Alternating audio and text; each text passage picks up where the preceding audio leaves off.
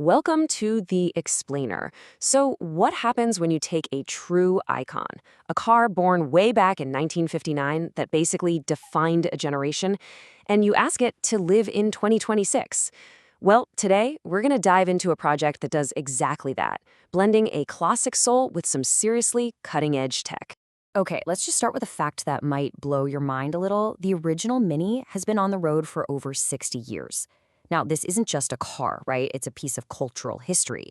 But in a world that's all about electric vehicles and smart technology, how does a legend like this even survive?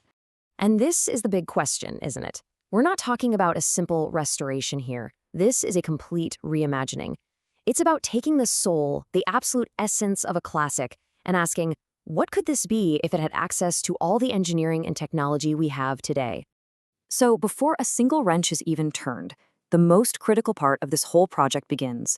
You have to define the philosophy. This is the why. It's the guiding star that makes sure every single decision, big or small, serves one core purpose. The philosophy here is just key. This isn't about slapping a mini badge on some futuristic spaceship. No, it's all about a respectful evolution. The guiding question is so simple but so profound. If the original designer, Alec Isagonis, had access to all the tech of 2026, what would he have built? So the physical journey, it doesn't start with building something up. It starts with, well, with unbuilding. To reinvent the car, you first have to take it completely apart, piece by tiny piece, right down to its bare metal soul. You know, this isn't demolition. It's more like an archaeological dig. Every single part is so carefully removed, it's cataloged, it's labeled. This meticulous process, it creates this perfect blueprint for its rebirth. It's all about understanding the car's history before you can even think about writing its future. Okay, so with the car stripped down to just a bare shell, the rebirth begins. And this is where modern engineering meets that classic steel. You're forging a whole new foundation that's stronger, safer, and way more reliable than the original ever was. The very first enemy you have to fight is time itself. We're talking decades of decay. These are the common weak points in a classic Mini's body, and fixing them isn't just about making it look pretty, it's about structural integrity. Every single rusted section gets cut out and replaced with fresh steel, often reinforced, making the new shell fundamentally more rigid and safer than the day it rolled out of the factory. And now comes the choice of a new heart. This is where the whole philosophy kind of splits into two different paths. Do you honor the past with a modernized petrol engine, preserving that classic mechanical feel?